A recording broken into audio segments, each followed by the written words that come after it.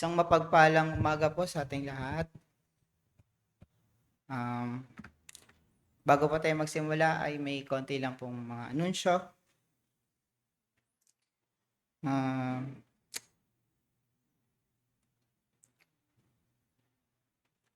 Mga konting reminders, let's keep our phone silent para hindi tayo ma-distract and minimal po natin yung mga voice natin pagka mag-uusap. And let's pay our attentions and hearts and ears sa pakikinig ng message mamaya. Announcement. Young Couples, panalangin po natin ang Young Couples Conference this coming August 29 na Saturday. Mag-reach out lang po kayo kay Deacon Joshua or Brother Jeremiah sa mga gustong sumama. And RBIPT class po, ang topic ay soteriology na i-held sa September 21 to 25. Ngayon po yung last day ng mga gustong sumama ay magsabi na lang po kay Pastor. And meron po tayong closed door meeting mamaya para sa ating congregational meeting mamayang hapon after ng afternoon service. Para po sa ating panimula sa pangumaga panambahan, ay simulan natin ito sa isang maikling paggunita ng ginawa ng Diyos sa kanyang mga tao at bayan sa Ehipto. Pinagutos ng Diyos kay Moises na sabihin kay Paraon na, "Let my people go, that they may serve me." Ilang ulit itong ipinahayag ng Diyos kay Paraon. Maraming pinagdaanan ng mga Israelita sa ilalim ng kapangyarihan ni Paraon bago sila tuluyang nakalaya. At nang sila'y makalaya, pinakita ng Diyos ang kanyang katapatan sa kanila. Hindi lamang nila siya nilabas mula sa pagkaalipin, kundi iningatan at pinatnubayan din niya sila sa kanilang paglalakbay. Sa gitna ng ilang, binigyan niya sila ng pagkain mula sa langit, ang mana araw-araw. At itinuro rin niya sa kanila kung paano sila mumuhay bilang kanyang bayan at kung paano siya sasambahin. Tunay nga na pinalaya sila ng Diyos upang sila ay makapaglingkod at makapagsamba sa Kanya. At katulad mga Israelita, tayo rin ay pinalaya ng Diyos, hindi lamang mula sa isang pisikal na pagkaalipin, kundi mula sa tanikala ng ating mga kasalanan. Tayo ay tinawag tungo sa tunay na kalayaan, kalayaang lumapit sa Diyos, maglingkod sa Kanya at sumamba sa Kanya. Kagaya nga na sinasabi sa Psalm 95, 1-3, "O come, let us sing unto the Lord. Let make us a joyful noise to the rock of our salvation. Let us come before His presence with thanksgiving and make a joyful noise unto Him with psalms, for the Lord is a great God and a great King above all gods." Mga kapatid, tayo po ay magsitayo at sama-sama nating ipahayag ang pagpupuri sa Diyos. Awitin po natin ng hymn 133, "Oh, for 1,000 tongues to sing."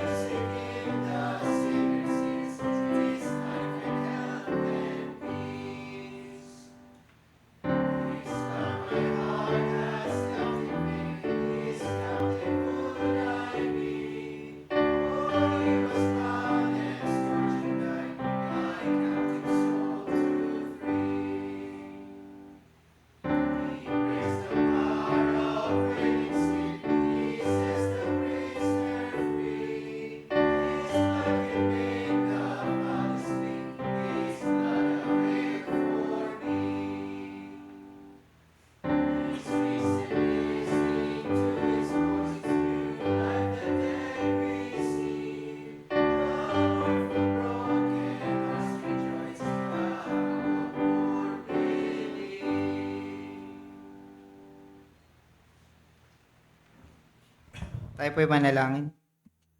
Manaming Diyos, maraming salamat po sa umagang ito na kami po ay inyong pinagtipon-tipon, pagkakataon upang kami makalapit sa inyong biyaya ng trono. At Panginoon, maraming salamat din po sa pag-iingat po sa amin sa mga nakarang linggong ito. Panginoon, naniniwala po kami na tunay po kayong nagpapala at patuloy po kayong nagsusustain sa mga pangailangan namin kahit hindi pa ito namin hinihingi sa inyo. At dahil doon ay pinupuri namin kayo.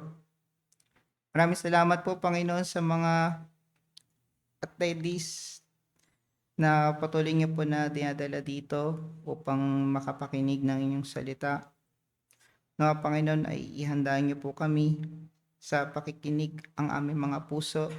Tulungan niyo po ang mga tumatayo sa pulpito dito upang makapagpahayag ng inyong salita at magbigay ng luwalhati sa inyong pangalan. Panginoon, nawa ay patuloy niyo po kami samahan sa umagang ito at patawarin niyo po kami sa aming mga kasalanan. Lahat po ng ito ay dalangin namin sa inyong anak na si Jesus. Amen. Tayo pa magsiya po. Awitin po natin ang ating second hymn, God my King, thy might confess it.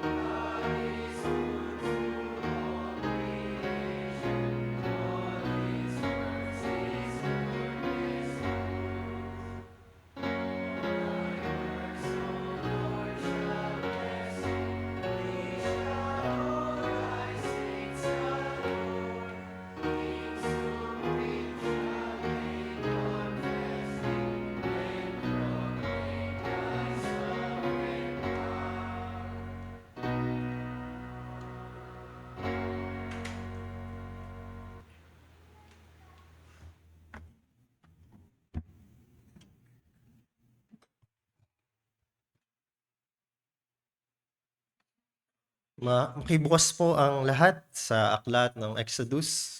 That will be Exodus 9. Again, to read Exodus 9, makikita po natin rito ang panglima hanggang pangpito na plagues o salot na ipinadala ng Panginoon sa bayan ng Ehipto. Sa kabanatang ito, makikita natin ang kanyang kapangyarihan, ang katarungan at ang awa ng Diyos despite at sa gitna ng paulit-ulit na pagsuway ni Paraon.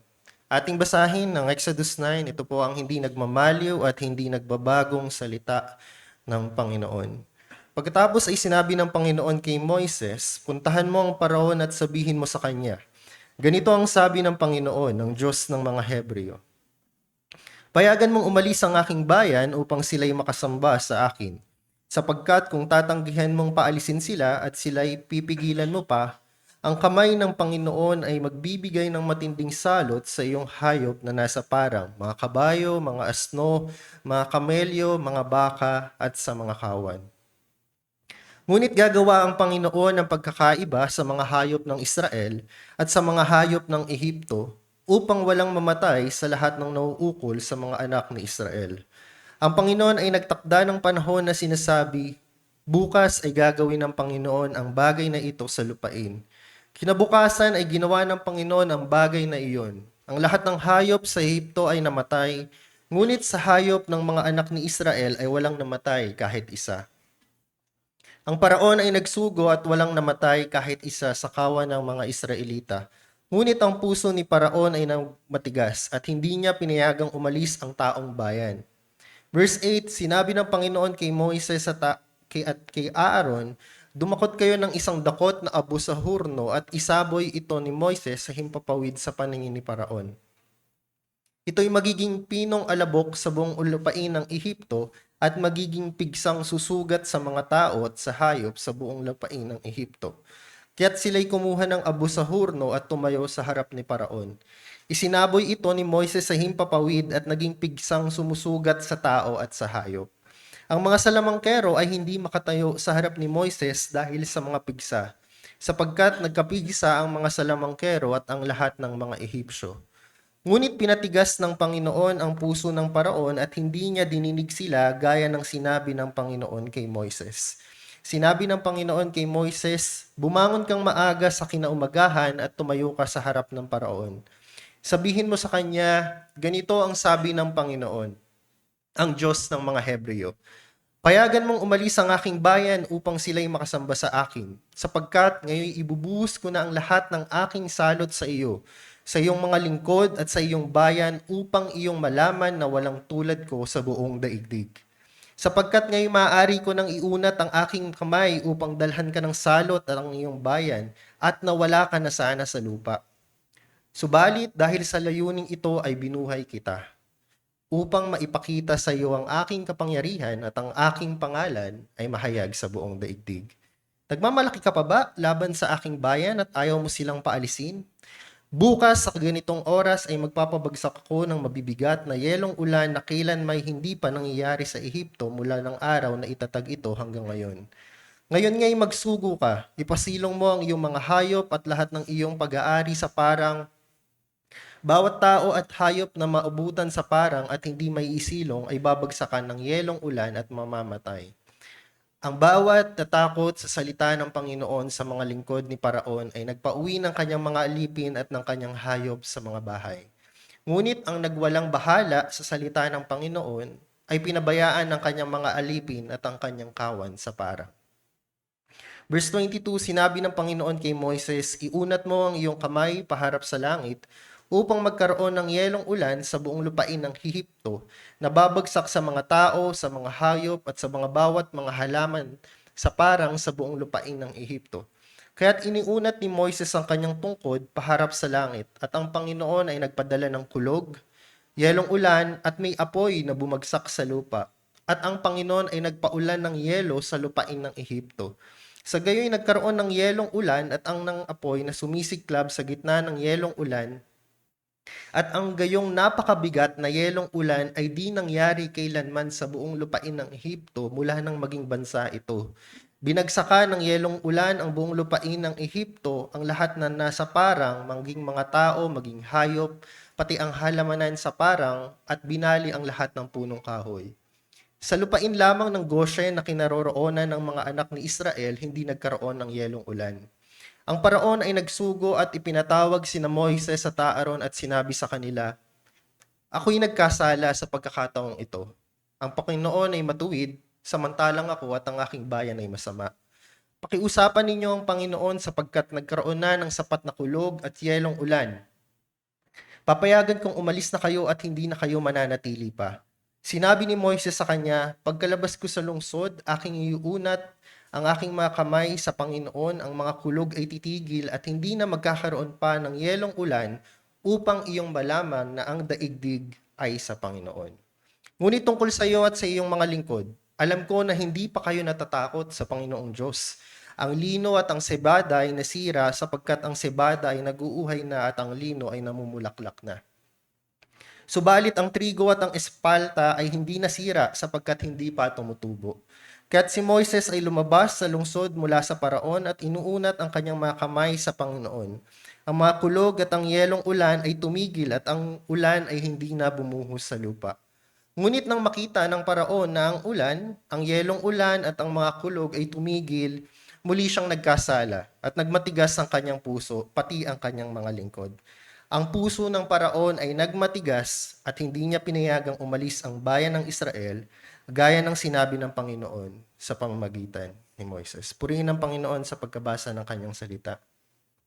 Dito po sa aklat ng Exodus, especially sa plagues at mga salot, ay makikita natin sa ating binasa o dito sa Exodus ang isang paulit-ulit na pattern sa mga salot. Kung paano may paulit-ulit na tayong nakikita sa Judges, same din po na may paulit-ulit tayong makikita sa aklat ng Exodus. May babala ang Diyos kung hindi niya susundin, magpapadala siya ng salot.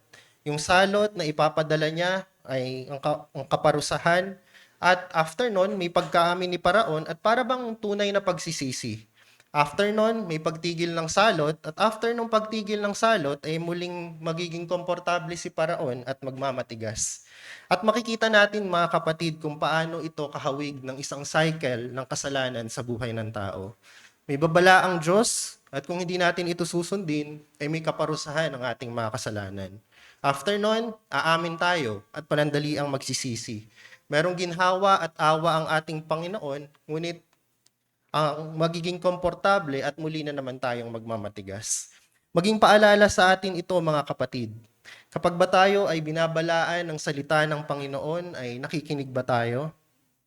At kapag dumating nga ba ang consequence o pagpaparusa sa ating mga kasalanan, tunay nga ba ang ating pagsisisi? O gusto lamang nating takasan o mawala ang ating problema? At kapag ipinakita na ng Diyos ang kanyang awa at inalis ang ating paghihirap sa ating mga kasalanan, lalo ba tayong lumalapit sa Kanya o nagiging komportable tayo at bumabalik na naman sa dati? Naway hindi lamang natin nakita ang kasalanan ni Paraon, kundi nakita rin natin ang kalagayan ng ating mga puso. At sa biyaya ng Diyos ay matutunawa tayong magpakumbaba, tunay na magsisi at mamuhay para sa kanyang kalwalhatian. Huwag nawang mauwi ito sa katulad ng nabanggit sa Exodus 9 verse 30. Ngunit tungkol sa iyo at sa iyong mga lingkod, alam ko na hindi pa kayo natatakot sa Panginoong Diyos. Ngunit tapat pa rin ang kanyang awa. Hindi sinira ng Diyos ang lahat. Ang mga halamang handa ng anihin ay natira. Ngunit ang mga hindi pa tumutubo ay iniligtas. Makikita natin dito na sa gitna ng paghuhukom ay may awa pa rin ng Diyos. Sapagkat ayon sa Exodus 9 verse 16, subalit dahil sa layuning ito ay binuhay kita upang makita sa iyo ang aking kapangyarihan at ang aking pangalan ay mahayag sa buong daigdig. Again, brothers and sisters, the chief end of man is to glorify God and to enjoy Him forever. This is a reminder to us, there's a reason why we are still alive. Come to Christ before it's too late.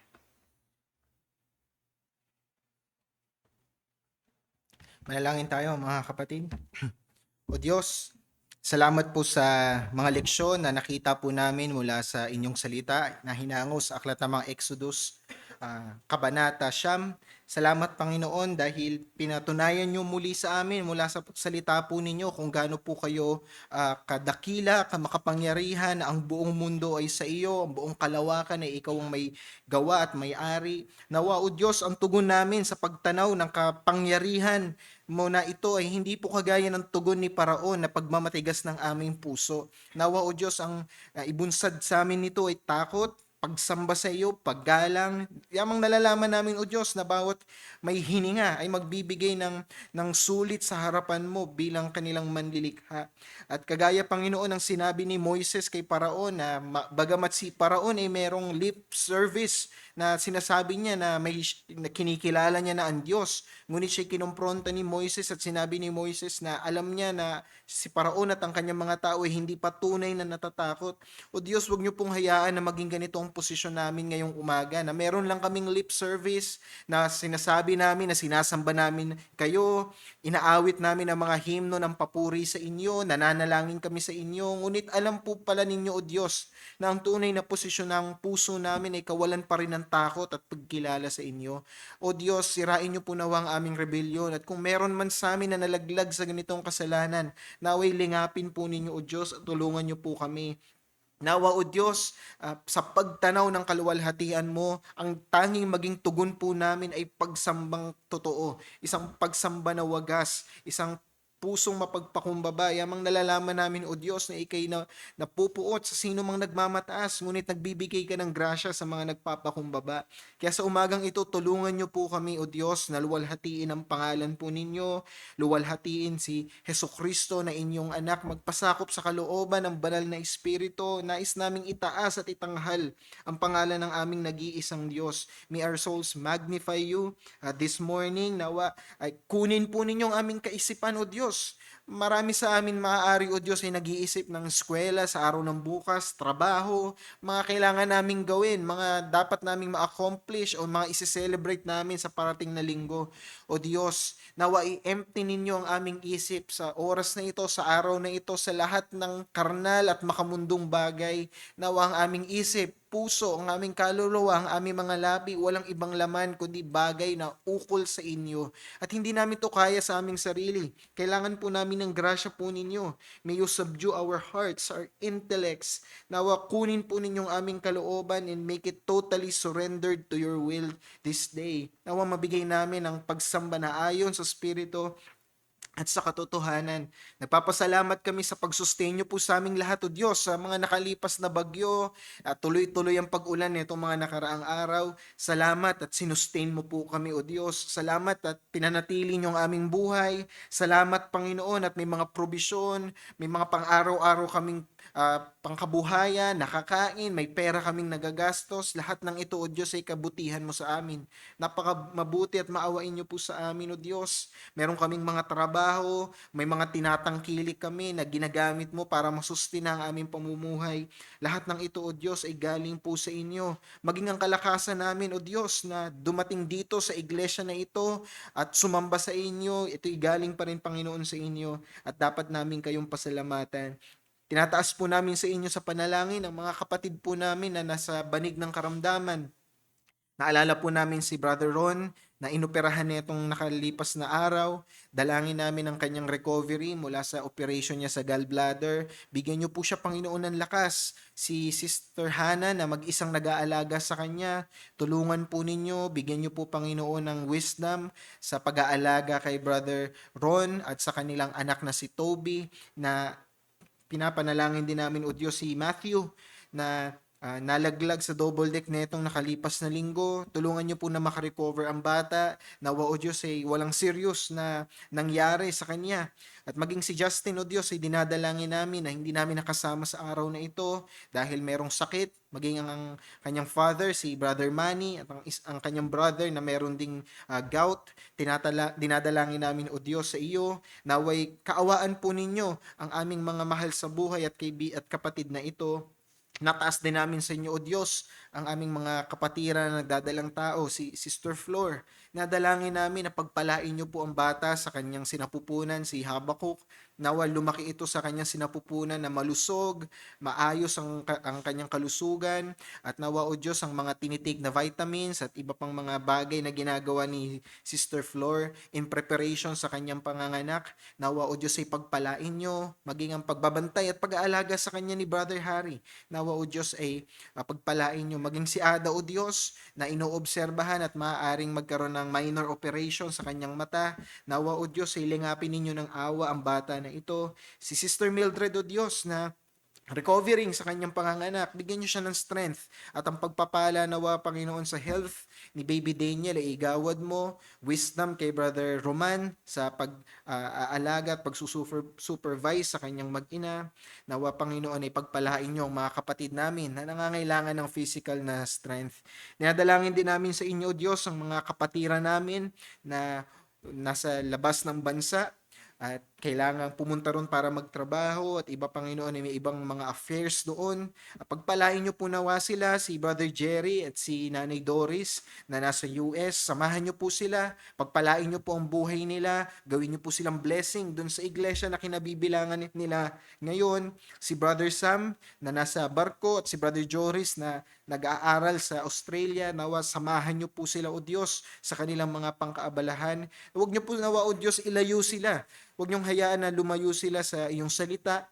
Nawa, o Diyos, maging top priority nila ito, higit sa anumang activity nila sa araw-araw. Si Sister Pebbles, o Diyos, na babalik po sa Japan sa Tuesday, dinadalangin namin na ang ligtas na biyahe sa kanya. Nawa, Panginoon, ingatan niyo siya sa Japan, sa kanyang pagbalik doon. Pagpalain niyo po, Panginoon, ang kanyang work doon sa pagtuturo sa mga bata, ang kanyang mga pangangailangan, naway katagpuin po ninyo. At nagpapasalamat din kami sa 3 linggo na nakasama namin si Brother David Dawal at pabalik na po sa araw na ito sa Dubai. Ingatan niyo po siya na maging maayos ang kanyang biyahe, kagaya ng biyahe niya nung siya'y bumalik rito. At nawa pagpalain niyo po, Panginoon, ang kanyang mga ministry na inaatang niyo sa kanya sa bansa na iyon. Maraming salamat, Panginoon, sa lahat ng pagpapalang ito. At muli po naming dinideklara ang aming dependence sa iyo sa oras na ito, sa aming pakikinig ng iyong salita. Nawa magligtas po kayo, magbigay po kayo ng lunas at kapahingahan sa mga kapatiran namin na nangangailangan nito sa araw na ito. Kung may kailangan po kayong ituwid sa amin, nawa ituwid niyo po, O Diyos, at ng mga kapatiran namin na nangangailangan ng pag-asa at paghihilom, naway makatagpo mula sa inyong salita. Kung paano, Panginoon, na sinusupply niyo ang sariwang mana sa mga Israelita doon sa ilang araw-araw, nanghihingi kami, Panginoon, humihingi kami ng fresh supply of manna today. Nawa ibaba po ninyo ang bread of your word at nawa masatisfy kami till we want no more. Pagpalain niyo po ang aming pakikinig. Ibsan po ninyo ang nararamdaman naming antok at kapaguran. Bigyan niyo po kami, Panginoon, ng focus nang sa ganun hindi masayang ang mga salita at pangungusap ni Hesukristo na maririnig namin. Tulungan niyo po kami, O Diyos, na papurihan ang pangalan mo, alang-alang kay Hesukristo na inyong anak. Amen.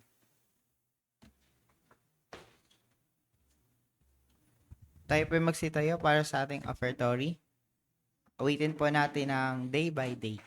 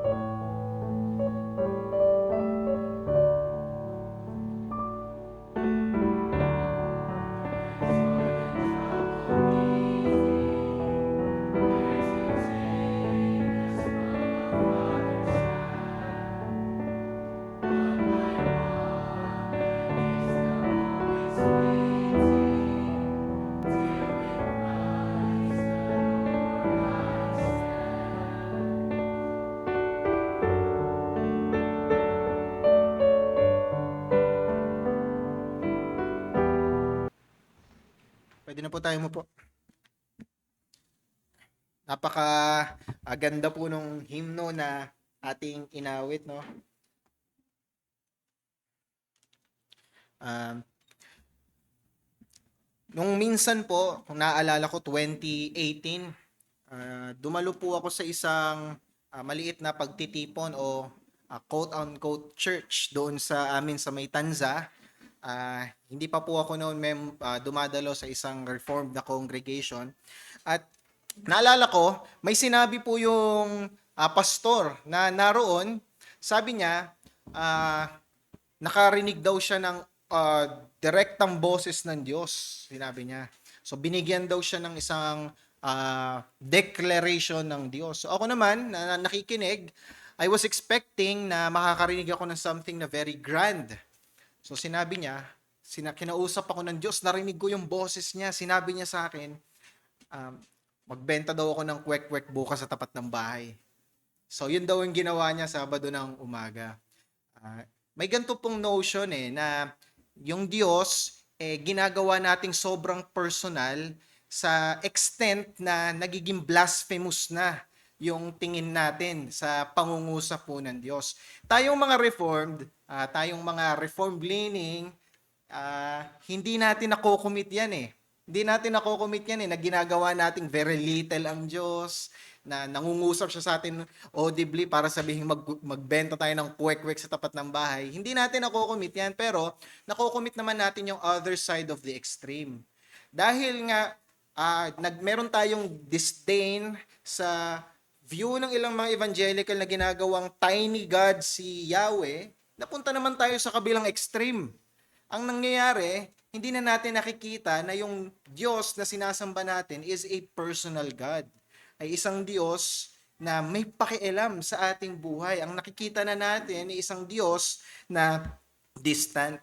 At ito po yung makikita natin na nire-rebuke na kaisipan ng Ruth chapter 4. Yung huling aklat po, huling kabanata ng aklat ng Ruth, ito po yung pinapakita niya sa atin na yung Diyos po natin na hindi pangkaraniwan, yung extraordinary God po natin, ay may pakialam po sa mga pangkaraniwang kaganapan at buhay ng mga pangkaraniwang tao. Kaya iniimbitahan ko po kayo na buklatin ang inyong mga Biblia sa huling kabanata ng aklat ng Ruth. Ruth chapter 4. Babasahin po natin ang buong kabanata, verses 1 hanggang 22. Ruth chapter 4. Pangunahan ko po ang pagbabasa ng salita ng Diyos na hindi marunong magkamali at kailanman hindi magbabago. Si Boaz ay nagtungo sa pintuang bayan at naupo roon. Hindi nagtagal, ang malapit na kamag-anak na sinabi ni Boaz ay dumaan. Sinabi niya sa lalaking iyon, "Halika, kaibigan, maupo ka rito." Siya'y lumapit at naupo. Siya'y kumuha ng 10 lalaki sa matatanda ng bayan at sinabi, "Maupo kayo rito." Kaya't sila'y naupo. Pagkatapos ay sinabi niya sa malapit na kamag-anak, si Naomi na bumalik na galing sa lupain ng Moab ay ipinagbibili ang bahagi ng lupa na pag-aari ng ating kamag-anak na si Elimelech. Kaya't aking iniisip na sabihin sa iyo na bilhin mo sa harap ng mga nakaupo rito at sa harap ng mga matatanda ng aking bayan. Kung iyong tutubusin, ay tubusin mo.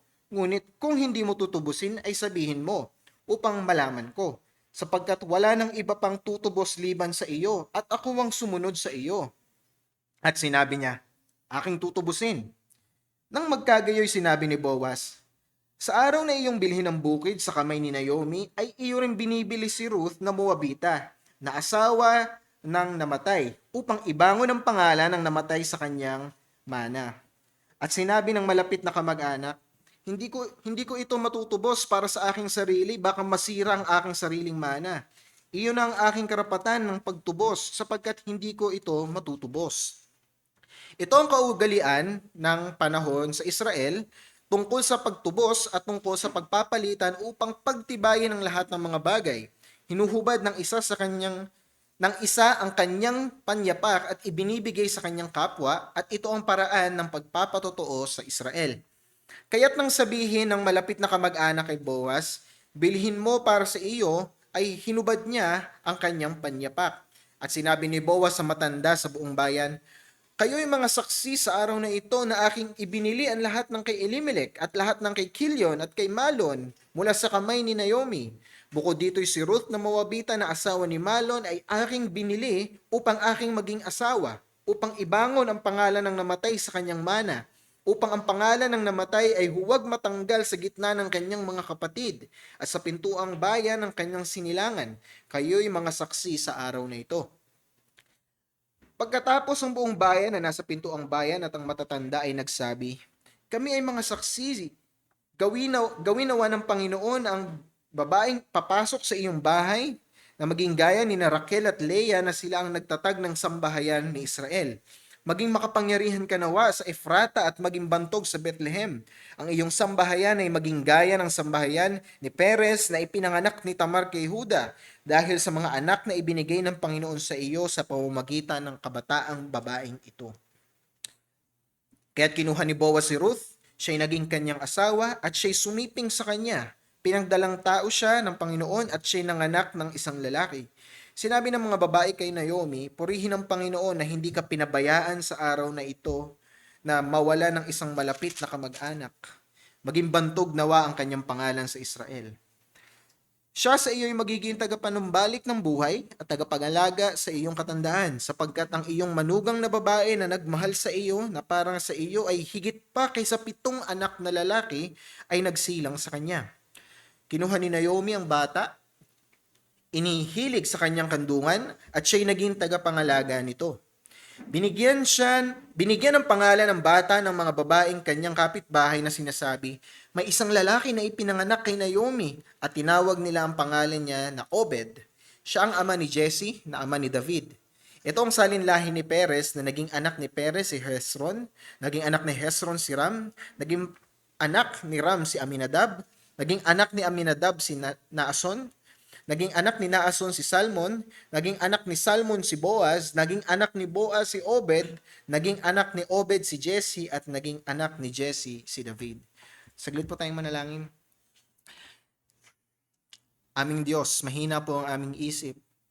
Hindi po namin kayang unawain ang salita mo kung aasa kami sa aming sarili. Kailangan pong lingapin kami ng banal na spirito, ng tulong niya upang bigyan ng linaw ito sa amin. Kaya nawa makasumpong kami sa oras na ito ng tulong galing sa inyo. Kami totally dependent sa grace mo at nawa ay makasumpong po kami ng grasya. Alang-alang kay Hesus Kristo. Amen. Kapatid, yung binasa po natin, ito na po yung huling aklat ng Ruth. We spent the last 4 Lord's Days sa pag-aaral ng aklat na ito at napaka-iksi lamang nitong aklat na ito at sino man pong mga mahilig sa mga short stories, malamang masasabi natin ay napakaganda ng short story na ito. At last Lord's Day, pinag-aralan natin yung Kabanata 3, yung chapter 3 ng Book of Ruth. At bilang pagbabalik tanaw, nakita natin doon yung dalawang bagay. Una, nakita natin doon yung payo ni Naomi. Dahil nga kinsman redeemer or Goel, itong si Boaz, pinayo ni Naomi kay Ruth na pumunta siya kay Boaz, may mga ilan siyang instruction kung paano i-reveal kay Boaz na siya yung kinsman redeemer. At ipapaalala ko sa atin mga kapatid, yung kultura nila ng Goel o yung kinsman redeemer. Binigay kong halimbawa roon na halimbawa meron akong kuya at yung aking kuya ay namatay, so naging biyuda yung asawa ng kuya ko. Ang trabaho ko bilang kanyang kapatid, aasawahin ko yung wife ng kuya ko para ma-redeem yung lineage, yung family ng aking kuya. Yun po yung task ng kinsman redeemer. Siya rin yung may task na bumili ng lupa, na binibenta within the family. Siya yung taga-tubos nun. Yun po yung mga task ng kinsman redeemer. At si Boaz po, na-reveal sa chapter 3, na siya po yung kinsman redeemer ng family ni Naomi. Therefore, siya yung may task na i-redeem si Ruth na naging byuda at bilhin yung ari-arian ni Naomi na kanyang ipinagbibili. So nakita natin yung payo, in the first place, yung payo ni Naomi kay Ruth, at nakita rin natin doon pangalawa, yung pananagutan po ni Boaz. Nung nalaman ni Boaz na siya yung kinsman redeemer, hindi siya nag-hesitate, kundi nangako siya dito kay Ruth na tutubusin niya si Ruth, kaso may naunang kinsman redeemer, mas may primary. So sinabi ni Boaz, tanungin natin muna yung primary kinsman redeemer. Pag hindi kanya sinalo, hindi kanya ni-redeem, well, I promise na ako yung magre-redeem sa inyo. Sinabi niya doon sa chapter 3 verse 13, maghintay ka ngayong gabi at sa kinaumagahan, kung kanyang tuparin sa iyo ang bahagi ng malapit na kamag-anak or kinsman redeemer, ay mabuti. Hayaan mong gawin niya. Ngunit kung ayaw niyang gawin sa iyo ang bahagi ng malapit na kamag-anak, gagawin ko para sa iyo ang bahagi ng malapit na kamag-anak. Ito yung assurance niya. Habang ang Panginoon ay nabubuhay, mahiga ka hanggang umaga. So, ito po yung promise ni Boaz kay Ruth. Kung hindi ka tutubusin ng primary kinsman redeemer, charge it on me. I will take responsibility na i-redeem ka at si Naomi. At doon na po natapos yung naratibo sa chapter 3. Ngayon, titignan natin yung last narrative dito po sa chapter 4. At kung naaalala nyo mga kapatid, doon sa study natin sa chapter 1, ay meron po akong obserbasyon na binigay sa inyo na overview ng book. Sinabi ko ron na sa book po ng Ruth, wala tayong makikitang miraculous na outworkings ng Diyos. Tama? Walang bulag na nakakita, walang nakalaya sa masamang spirito, wala pong celestial manifestation ng kapangyarihan ng Diyos, at pinaka makikita natin, hindi po nagsalita si Yahweh directly. Makikita natin sa study natin sa Judges, ilang beses nagsasalita si Yahweh sa kanila, hindi ba? All throughout the book of Ruth, hindi po nagsalita si Yahweh. Hindi siya nagsalita kay Elimelech, hindi kay Naomi, hindi kay Ruth, hindi kay Boaz. Hanggang sa chapter 4, wala tayong makikitang direct na pangungusap ni Yahweh sa mga karakter. At ito po yung nilagay ko doon, babasahin ko ulit doon sa first study natin, muli kong babasahin. Si Ruth ay isang babaeng marangal na namuhay ng higit sa karaniwang pamantayan ng kanyang panahon. Ipinamalas niya ang tapat at hindi nagmamaliw na pag-ibig sa kanyang biyenang si Naomi at sa kanyang magiging asawa na si Boaz. At ang matatag na pagtitiwala sa Diyos na may pakialam sa buhay ng bawat tao. Ang aklat na ito ay tungkol sa kamanghamanghang pagkilos ng Diyos sa pamamagitan ng mga ordinaryong pangyayari sa buhay ng kanyang mga tao. Tungkol po ito sa kamangha-mangha o hindi pangkaraniwang pagkilos ng Diyos sa pamamagitan ng mga ordinaryong pangyayari sa buhay ng kanyang mga tao. At ito po ang sentral na focus ng Kabanata 4. Ang hindi pangkaraniwang Diyos ay mayroong hindi pangkaraniwang pagkilos sa buhay at kaganapan ng mga pangkaraniwang tao. Ang hindi pangkaraniwang Diyos ay mayroong hindi pangkaraniwang pagkilos sa buhay at kaganapan ng mga pangkaraniwang tao. The extraordinary God has an extraordinary way of acting in the life and events of ordinary people. Ngayon, para makita natin ang mas malinaw yung mensahe na yan dito sa chapter 4, hatiin natin yung kwento sa dalawang bahagi, tapos sa dulo tignan natin yung mga pagtuturo ng kabanata. So una, tignan natin yung akto ng pagtubos. Akto ng pagtubos, tignan natin. Sabi po dito sa verse 1 ng chapter 4, sabi, si Boaz ay nagtungo sa pintuang bayan at naupo roon. Hindi nagtagal, ang malapit na kamag-anak na sinasabi ni Boaz ay dumaan. Sinabi niya sa lalaking iyon, halika kaibigan, maupo ka rito. Siya'y lumapit at naupo. Ngayon, bago natin tignan yung verse 1, naaalala ba ninyo, di ba umuwi si Ruth, after niyang makipag-deal dito kay Boaz sa chapter 3, umuwi si Ruth, tapos nang hingi ng mission report itong si Naomi, tinanong niya si Ruth, anong nangyari, kamusta yung plan of execution natin, na-execute mo ba properly? Ayun yung tanong ni Naomi. At anong sinabi ni Ruth?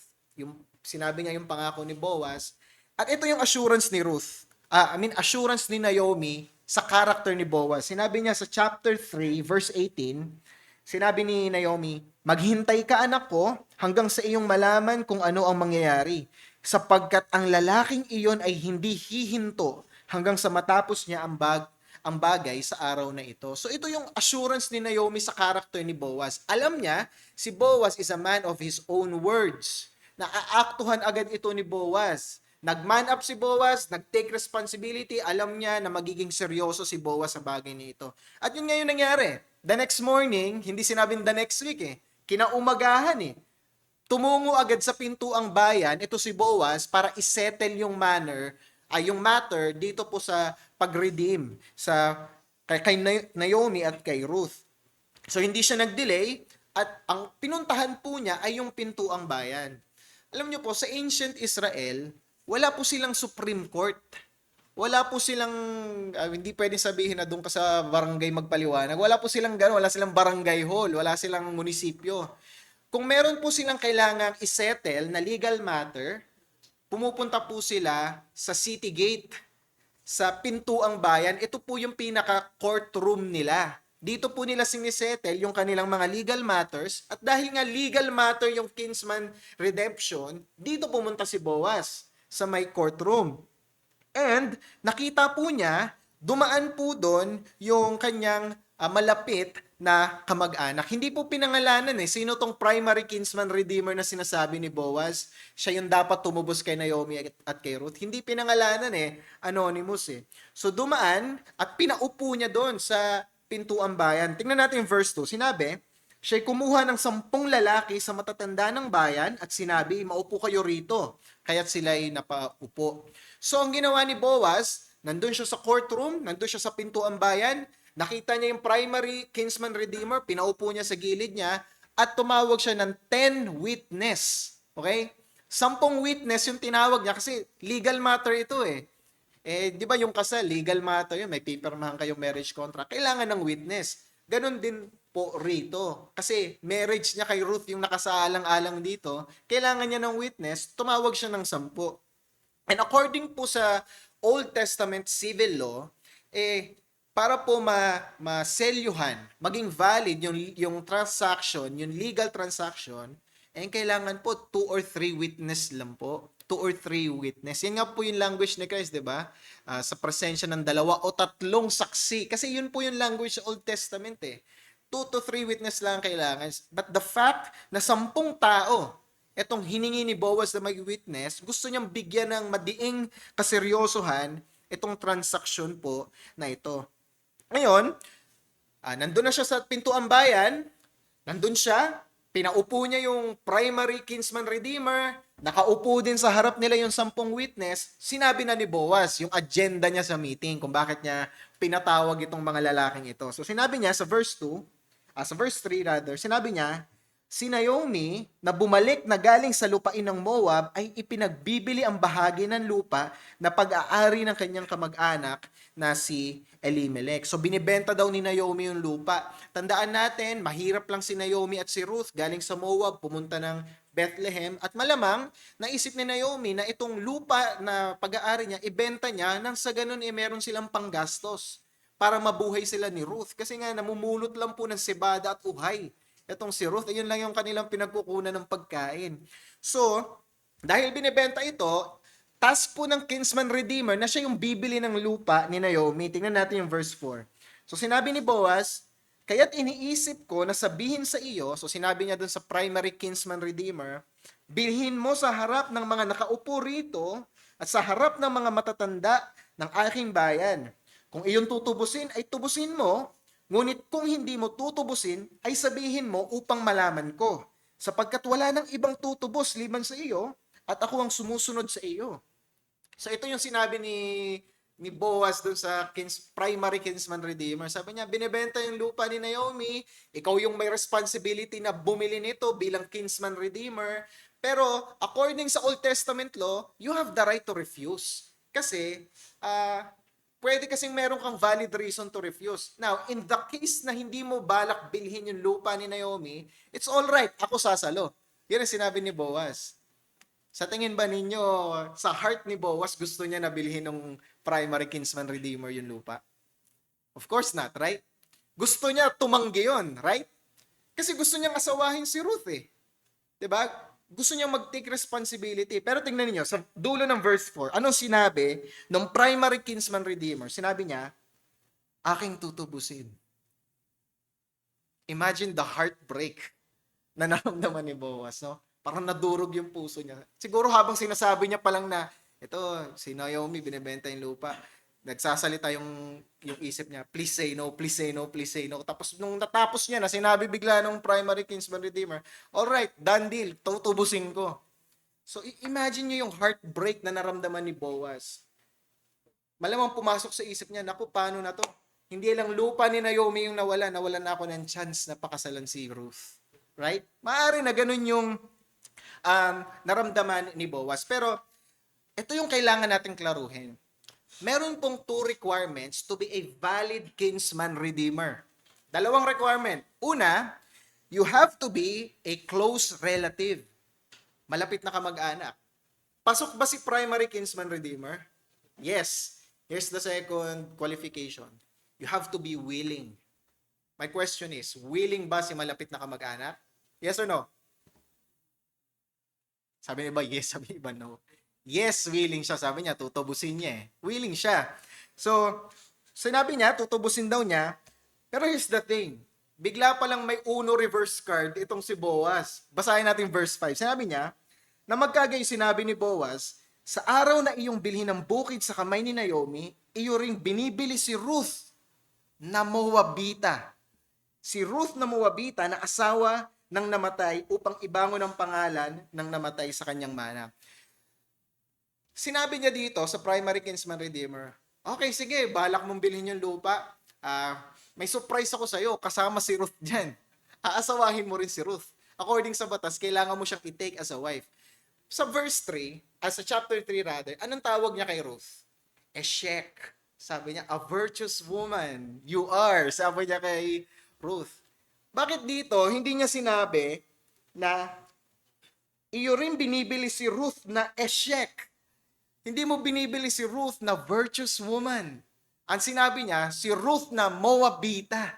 Ginamit niya yung pangit na image ni Ruth para i-recommend dito sa primary kinsman redeemer. No? Hindi niya ginamit yung title ni Ruth na virtuous woman. So napaka-obvious, no?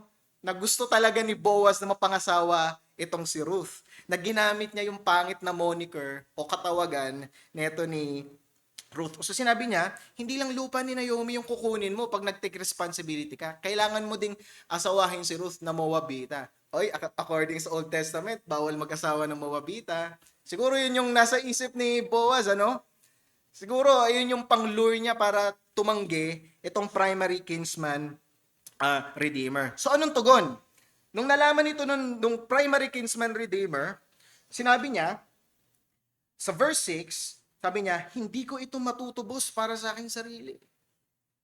Baka masira ang aking sariling mana. Iyon na ang iyong karapatan ng pagtubos, sapagkat hindi ko ito matutubos.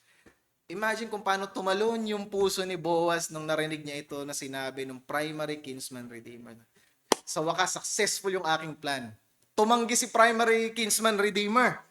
Ano? Pero valid ba yung reason yung primary kinsman redeemer? Yes. Sinabi niya, ang reason daw niya, ayaw niya na masira yung kanyang inheritance.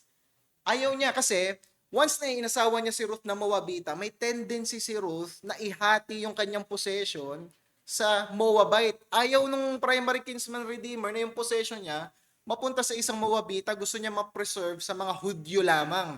So valid naman sa batas yung pagtanggi nitong primary kinsman redeemer. Ayaw niyang masalin sa anak ng mga Moabita ang kanyang property. So, in short, hindi na po natuloy yung transaksyon. Hindi pumayag si kinsman redeemer na siya yung mag-redeem kay Naomi at kay Ruth. So, tingnan natin yung verse 7. Sa verse 7 po, pinakita sa atin yung background ng kaugalian nila.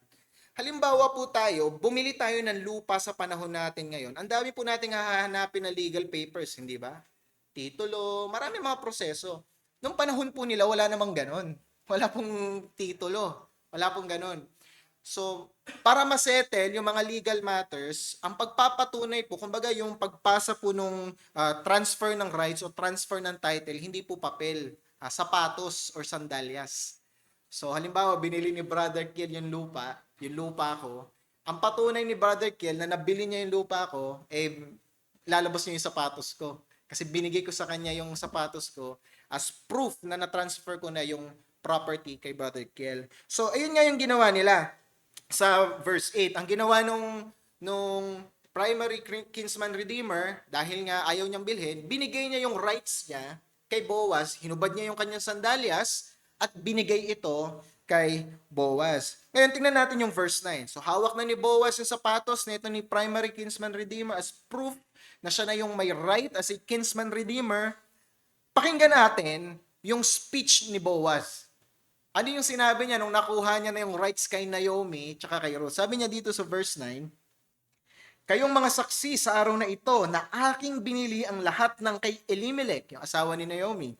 Aking nabili ang lahat ng kay Elimelech, lahat ng kay Kilion at kay Malon mula sa kamay ni Naomi. So ito po yung una niyang declaration sa kanyang speech.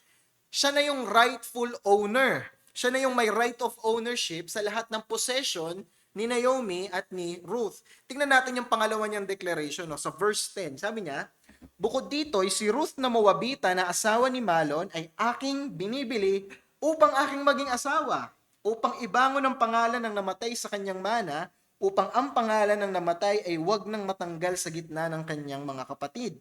At sa pintuang bayan ng kanyang sinilangan, kayo'y mga saksi sa araw na ito. So, una, dineclare niya na siya yung may right of ownership kay Naomi.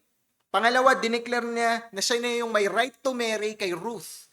So, right of ownership ni Naomi, then right to marry kay Ruth, sinabi niya sa verse 10. At pangatlo niyang deklarasyon na sa pamamagitan ng pagselyo ng transaksyon na ito, mapapatuloy na yung lineage ni Elimelech. Naalala natin, di ba, naputol yung lineage ni Elimelech kasi hindi siya nagkaroon ng apo.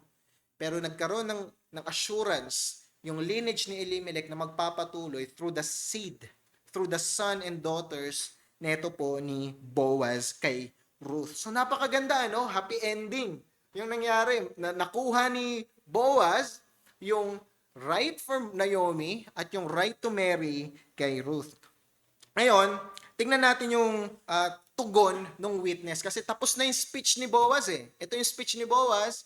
Ano yung tugon ng mga witness doon sa pintuang bayan? Verse 11. Sabi, pagkatapos ang buong bayan na nasa pintuang bayan, ang mga matatanda ay nagsabi, kami ay mga saksi.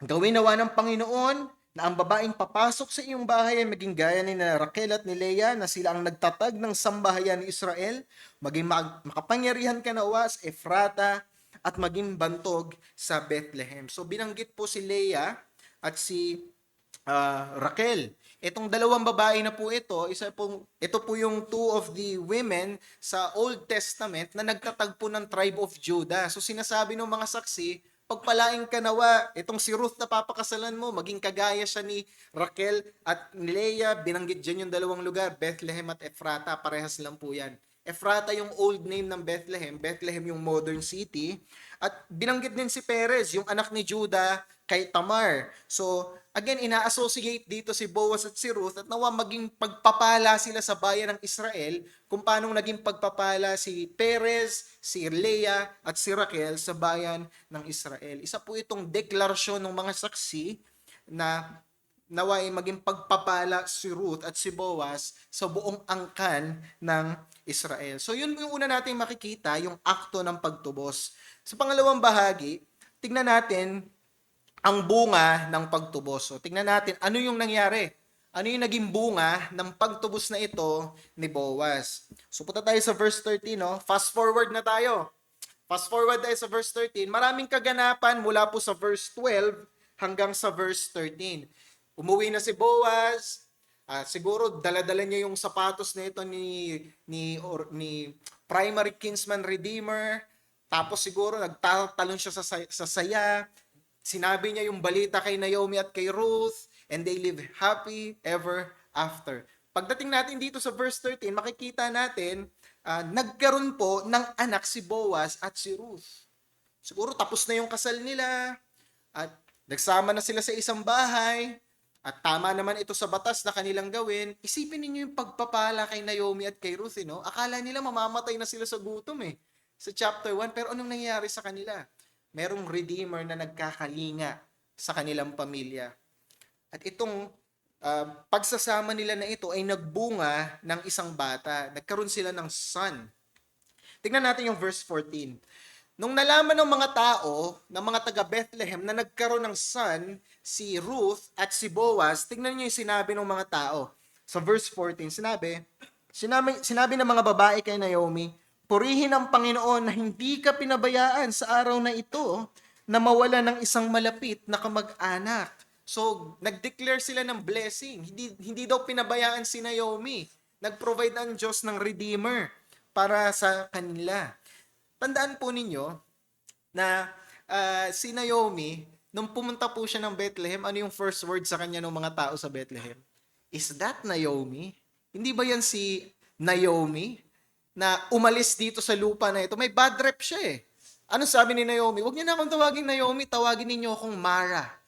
Dahil naging mabigat ang kamay ng Diyos sa akin. So from Naomi na ibig sabihin sweet, gusto niya palitan yung pangalan niya na Mara, ibig sabihin bitter. Dahil naging mapait daw ang kamay ng Diyos laban sa kanya. So napaka-hopeless. Pero tignan nyo ngayon, yung mga tao sinabi, no, hindi ka namin tatawagin bitter. Tinawag pa rin siya sa pangalan niyang Naomi. Laking pagpapala nito. Nagbago yung takbo ng buhay nila Naomi mula sa pagiging byuda. Pero ngayon, meron na silang anak na magpapatuloy ng kanilang sariling lahi. At sinabi, hindi daw nagkait ang Diyos kanya ng isang Redeemer. Tignan natin yung verse 15, pinagpatuloy yung blessing ng mga tao kay Naomi. Sinabi, siya sa iyo'y magiging tagapanumbalik ng buhay. Yun daw ang magre-restore ng buhay ni Naomi. At totoo, hindi ba't yung anak ni Ruth at ni Boaz yun ang magre-restore ng lineage ni Naomi? Na sana'y tapos na yung kanilang angkan, pero dahil meron silang apo, meron ang magkikerry ng kanilang pangalan. At hindi lang yun sinabi, at magiging tagapangalaga sa iyong katandaan. So sinasabi ng mga tao, yung apo mo na yan ang mag-aalaga sa iyo sa iyong old age. Na dati, walang mag-aalaga kay Naomi. Pero ngayon, secured siya hanggang sa kanyang katandaan dahil meron siyang tagapangalaga. Naalala nyo ba? Itong pronouncement na ito na nasustain ng Diyos si Naomi, hindi ba ito yung reason ba't sila pumunta ng Moab? Nagkaroon ng tagutom sa bayan ng Israel. They were seeking. Siya at ang kanyang husband na si Elimelech, naghahanap sila ng sustenance.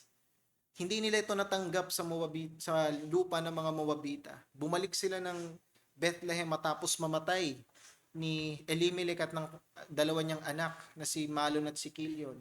Pero nakita natin yung sustenance na hindi nila nakuha sa lupa ng mga pagano, dito nila natagpuan sa lupa ni Yahweh sa Bethlehem.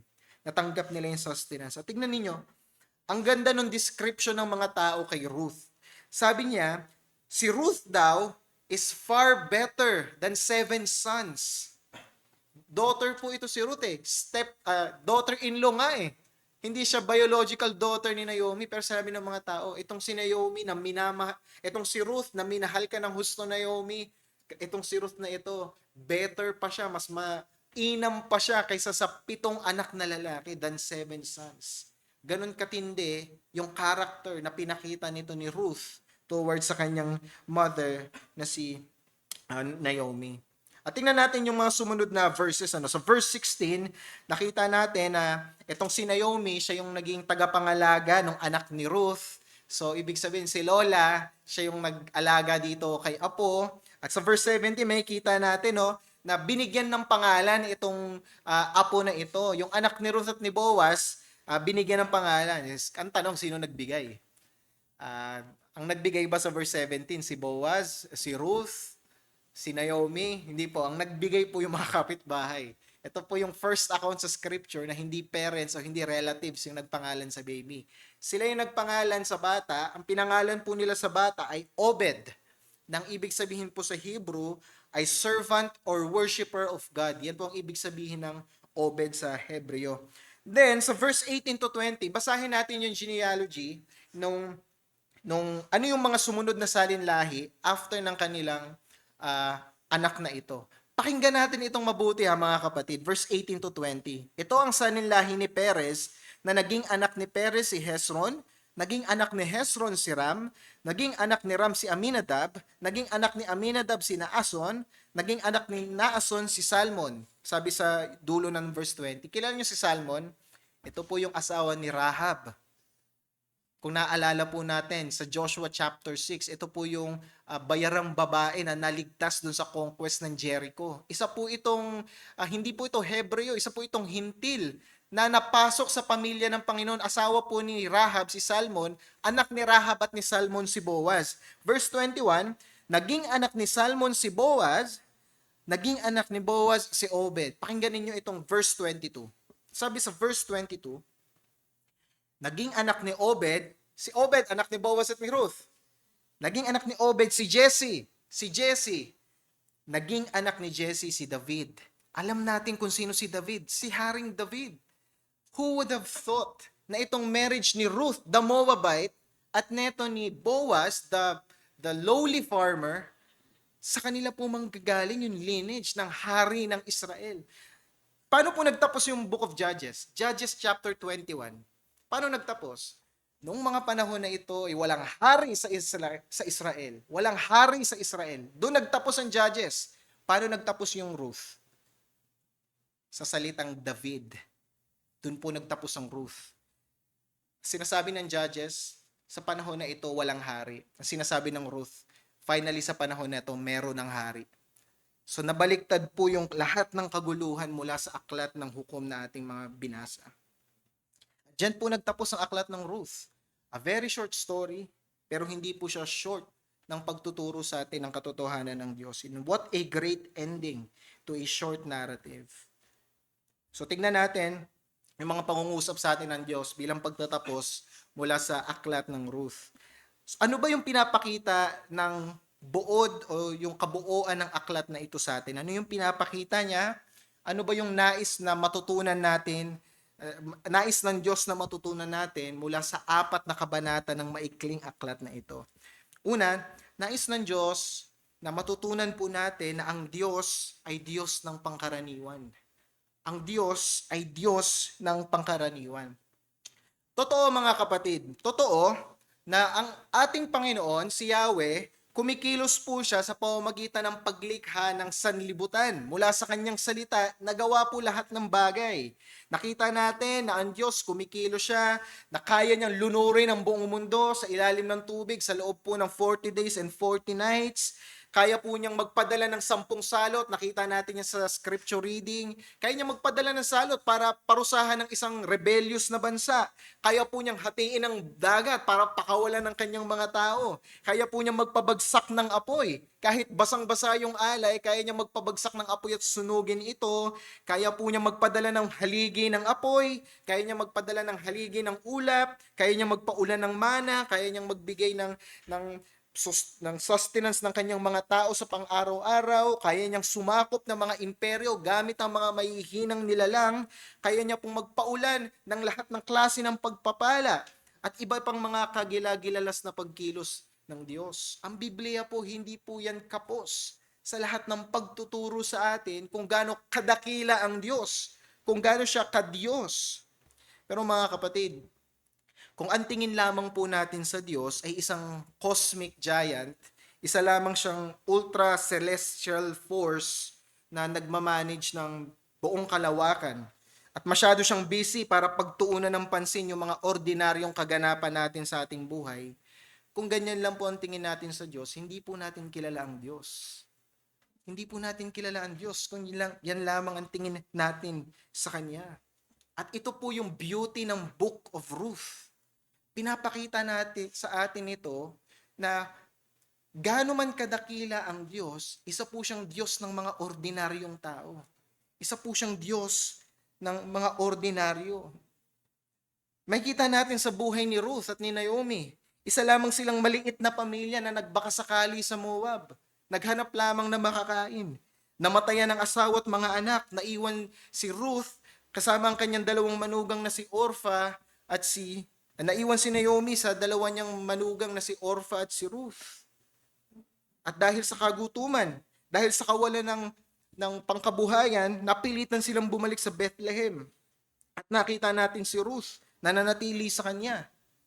At si Orpha ay tumalikot pabalik sa Moab. At si Ruth, ni pagbalik nga sa Bethlehem ay walang established, walang maayos na pangkabuhayan. Ang ginawa niya, namulot lang siya ng sebada, namulot lang siya ng mga nalalaglag sa ani, hanggang nakilala niya si Boaz, isang mapagpakumbabang magsasaka.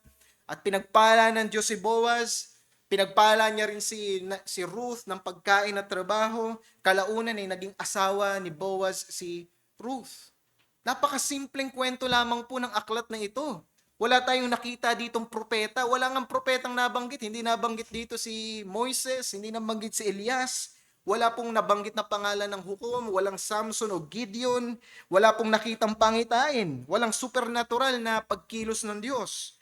Wala pong pagkakataon na nagsalita sa kanilang Diyos. Wala tayong nabasang nagkaroon ng digmaan. Walang nabanggit na armas na ginamit pandigmaan. Mga regular na karakter, regular na tao, mga regular na gawain, regular na pang-araw-araw na kaabalahan. Hindi po ito kagaya ng aklat ng hukom. Hindi ba pag binabasa natin yung aklat ng hukom, there is this certain level of excitement? Kasi para tayong nanonood ng movie, na may mga digmaan, may nananalo, may napapatay, may mga exciting na senaryo, may mga tao na may matitinding kalakasan, kagaya ni Samson na kayang pumunit ng leon. May mga exciting na bagay pero ito pong book na ito napaka-plain. Nothing special. Pero anong pinapakita po ng aklat na ito? Anong makikita natin sa dulo? Despite sa pagiging plain and ordinary, anong nangyari? Sa kanila nang galing si David. And alam natin kung sino ang tinuturo ni Haring David. Sino yung tagapagmana ng trono ni David? Si Jesus Christ, ang ating tagapagligtas, the ultimate kinsman redeemer of humanity. So sa ordinaryong kaabalahan ni Ruth at ni Boaz, hindi po nila namalayan na ito pala yung ginamit ng Diyos para maligtas ang mga makasalanan mula sa kanilang kamatayan. Ang Diyos po ay Diyos ng ordinaryo.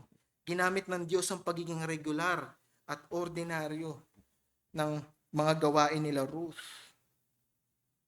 At kung magpa-fast forward tayo sa New Testament, anong mababasa natin sa Matthew chapter 1? Sa pagbukas ng bagong tipan, Matthew chapter 1 verse 5. Sabi sa Matthew chapter 1 verse 5, naging anak ni Salmon kay Rahab si Boaz, naging anak ni Boaz kay Ruth si Obed, at naging anak ni Obed si Jesse.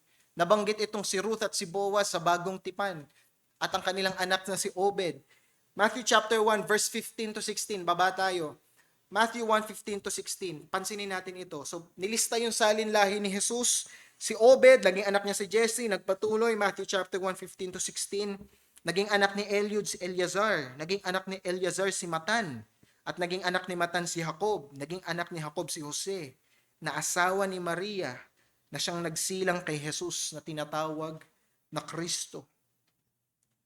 Ordinaryong mga kaganapan, ordinaryong mga karakter, ginamit ng Diyos para dalhin sa atin ang tagapagligtas na si Jesucristo.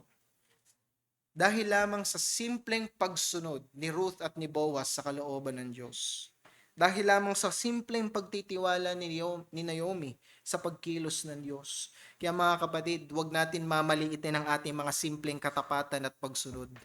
Huwag nating mamaliitin yung ating mga simpleng katapatan at pagsunod. Itong mga simple obedience, simple walks of righteousness natin every day, hindi po natin alam kung paano yan gagamitin ng Diyos tungo sa mga pagpapala para sa iba. Yung pamumuhay po ng tapat para sa kaluwalhatian ng Diyos sa isang karaniwang lugar ay maaaring maging daan para sa hindi pangkaraniwang epekto ng Ebanghelyo.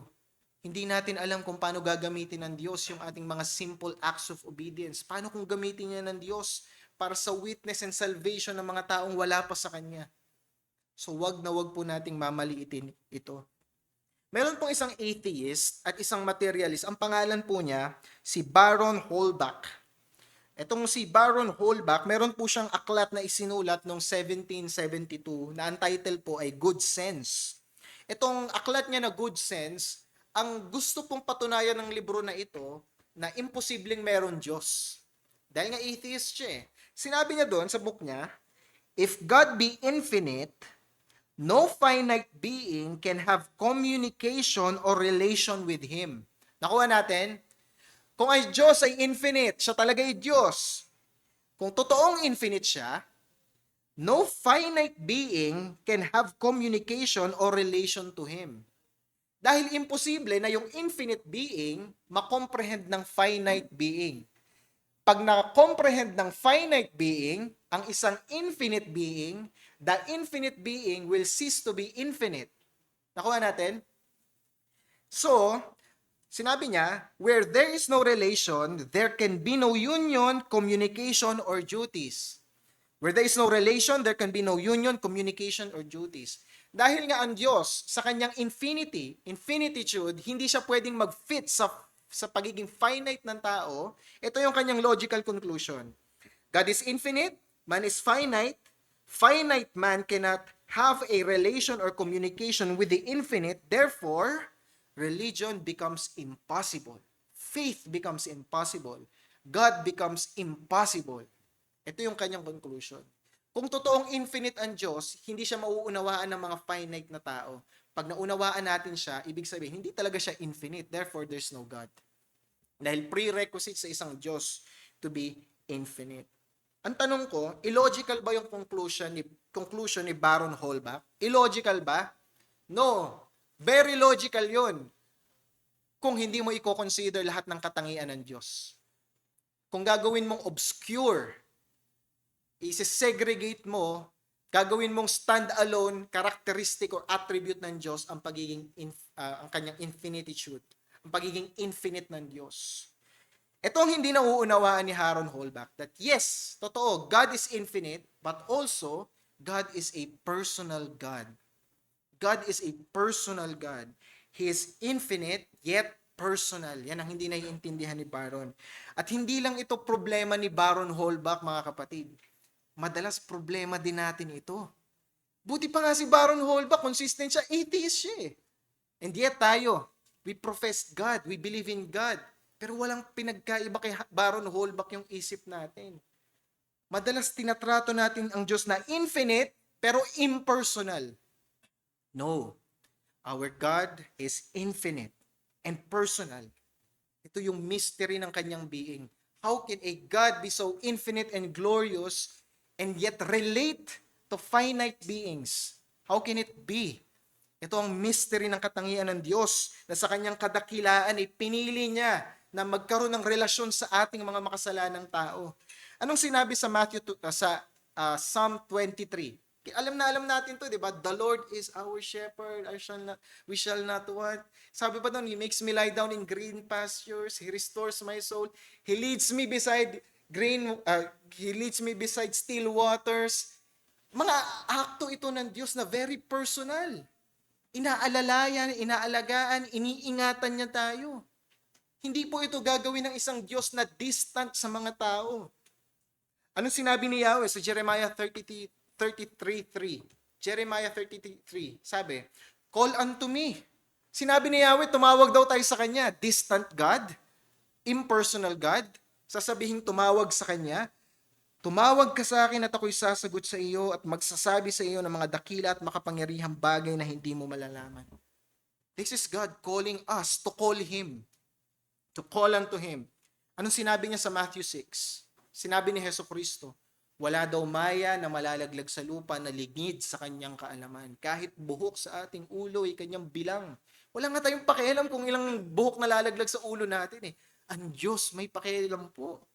At ano yung tinuro ni Jesucristo sa Lord's Prayer sa Matthew 5? Our Father who art in heaven, hallowed be your name. Your kingdom come, your will be done on earth as it is in heaven. Napakadakilang mga pronouncement sa prayer, right? Anong sunod? Give us this day our daily bread. Isang ama na nasa langit, lofty, holy, na dadamitan ng lahat ng kaluwalhatian, may pakialam sa tinapay sa ating lamesa. Ganun po ka-personal ang ating Panginoon. Give us this day our daily bread. At kamangha-mangha itong karakter ng Diyos na ito, that though celestial is His gaze, He searches and cares for all our ways. Kaya kasamang salmista, napapatanong na lamang tayo, ano ang tao upang kanyang alalahanin? Ano tayong mga tao upang tayo kanyang kalingain? We have no answer. We don't know. Sa kadakilaan ng Diyos, He relates to our weaknesses. He cares for us. He watches over us. Great is our God. At tinuturo din ang aklat na ito sa atin, mga kapatid, pangalawa, na ang Diyos ay Diyos na kayang tuwirin ang ating mga kabaluktutan. Isa siyang Diyos na kayang tuwirin ang ating mga kabaluktutan. Sino pong mag-aakala na itong palpak na desisyon ni Elimelech na pumunta ng Moab nung nagkaroon ng kahirapan sa Israel, tumakbo siya paalis, pumunta ng lupa ng mga pagano pagkat sagana sila doon. Itong kasalanan at palpak na desisyon ni Elimelech, sino mag-aakala na ito ang gagamitin ng Diyos para sa ikabubuti nating lahat? Sino mag-aakala? Ito yung kabaluktutan niya. Pero dahil sa kabaluktutan ni Elimelech, anong ginawa ng Diyos? Naiugpong si Ruth na Moabita sa pamilya ng Diyos. Kung hindi dahil sa maling desisyon na ito ni Elimelech, hindi ito mangyayari. Totoo na mali yung pakikipag-asawa sa mga pagano. Hindi dapat nakipag-asawa yung mga anak ni Elimelech, si Malon at si Kilion, kay Orpha at kay Ruth. Pero anong ginawa ng Diyos? Ito ang ginawa niyang kasangkapan para may ugpong siya sa pamilya ng Diyos. Mula sa baluktot na kilos ni Elimelech, naging malinaw ang redemptive plan ng Diyos. Maging sa kabaluktutan din, hindi lang ni Elimelech, sa kabaluktutan din ni Ruth. Tandaan natin, dati siyang sumasamba kay Shemosh, ang Diyos ng mga Moabita, isa siyang pagano. At kung pag-aaralan natin yung tradisyon sa templo ni Shemosh, napaka lubha. Nagpa-practice sila ng orgies, child sacrifice. At sigurado ako na nakikiisa si Ruth sa mga practices na ito. Isa siyang Moabita. Maaring nakikiisa siya sa temple worship, sa sacrifice ng mga newborn. Nag-aalay siya ng mga sexual relations malamang sa mga Diyos-Diyosan doon sa lupa ng mga pagano. Ito ang dating buhay ni Ruth bago siya mauugpong sa pamilya nila Naomi. Isa siyang Moabita. Wala siyang moral ayon sa salita ng Diyos. Pero sa kabila ng kabaluktutan na ito, anong nakita natin? Tinuwid ito lahat ni Yahweh. Tinuwid ito lahat ni Yahweh sa kanyang dakilang kalooban. At laging ganito ang ginagawa ni Yahweh, hindi ba? Ang buong Biblia ay nagpapatotoo sa katangian na ito ni Yahweh. That He draws a straight line using crooked sticks. Kagaya nung naging patotoo ni Jose, kung paano siya binugbog ng kanyang mga kapatid at binenta. Niloob ito ng Diyos. Bakit? Siya ang magliligtas sa pamilya ni Israel sa panahon ng kagutuman. And ultimately, kanino natin ito nakita? Sa ating Panginoong Hesukristo. The greatest crime ever committed. Pinatay ng mga Hudyo sa kamay ng mga Romano ang ating tagapagligtas, the God-man. Niloob ito ng Diyos. Why? Because without the shedding of the blood, there will never be remission of sins. Kung hindi ito niloob ng Diyos, walang kaligtasan para sa iyo at para sa akin. At ito rin ang mensahe ng Panginoon sa inyo na mga hindi pa nananampalataya sa ating Panginoon. Ano man ang kabaluktutan na ginagawa mo ngayon sa pamumuhay mo, lumalakad ka man sa kamangmangan, sa kasalanan, ito ang mensahe ng pag-asa mula sa Biblia. Kaya itong tuwirin ng Diyos kung lalapit ka. Hindi kanya itatrato sa iyong kasalanan ngayon, kasalanan noon, kung lalapit ka na may pagpapakumbaba. Nagpapatawad si Yahweh alang-alang kay Hesukristo na namatay sa krus. Yan ay bibigay niya sa iyo kung lalapit ka ng mayroong pagpapakumbaba. Kung hindi ka magtitiwala sa sarili mo, titingin ka sa ginawa ni Jesus sa krus ng Kalbaryo, magsisisi ka sa iyong kasalanan. Ang pangako ng Diyos ay huhugasan kanya sa pamamagitan ng dugo ni Hesukristo. At ilang beses ko na pong nababanggit mga kapatid sa ating pag-aaral na ito na si Boaz ay isang napakalinaw na litrato ni Hesukristo sa lumang tipan. Si Boaz ay isang napakalinaw na litrato ni Jesus mula sa lumang tipan. Pansinin natin yung paralelismo. Para maging isang kinsman redeemer, you have to be a close relative and willing. Boaz was both.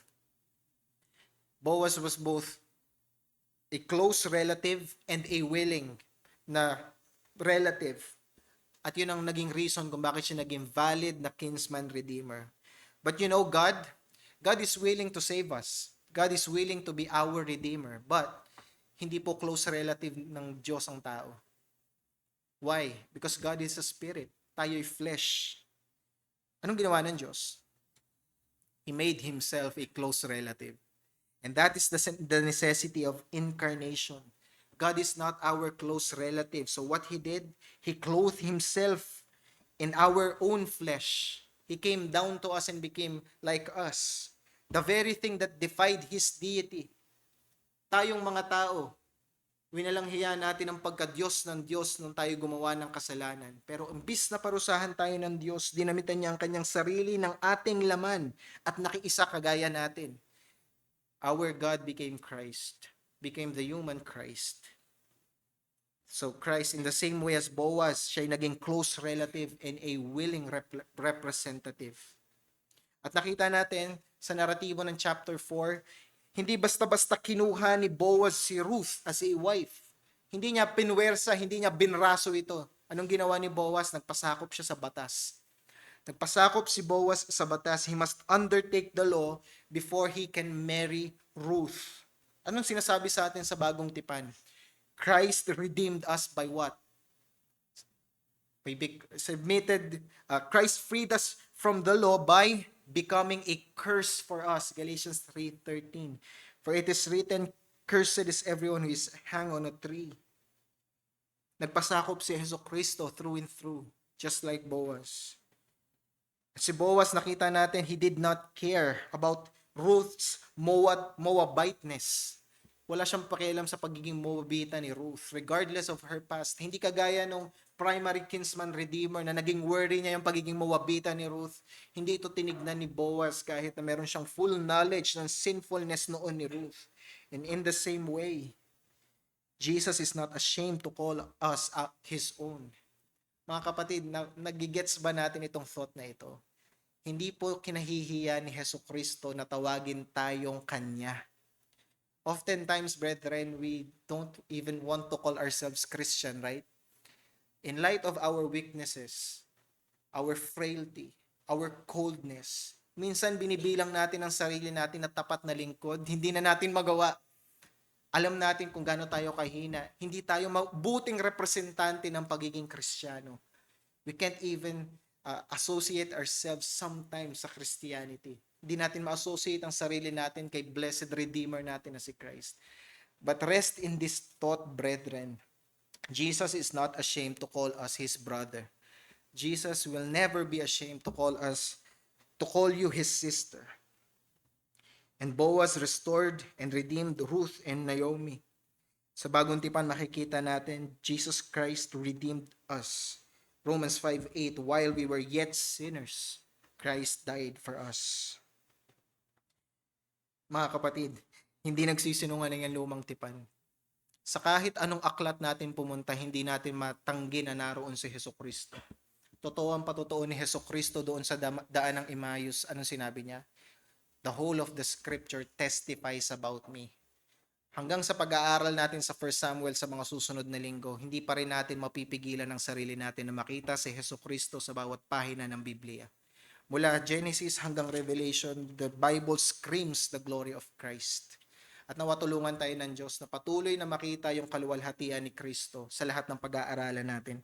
Let's pray. Aming Panginoon, how glorious your word is. Nagpapasalamat kami at mayroon kaming fresh view of your glory. At nawa itong view of your glory, O Diyos, ay huwag lumisan sa amin, daladala namin sa aming paglakad. Tulungan niyo rin, Panginoon, ang aming mga mahal sa buhay na mamunga sa puso nila ang mensahe na ito at magdulot ng kaligtasan para sa kanila. Salamat aming Ama, sa ngalan ng iyong anak na si Jesus. Amen.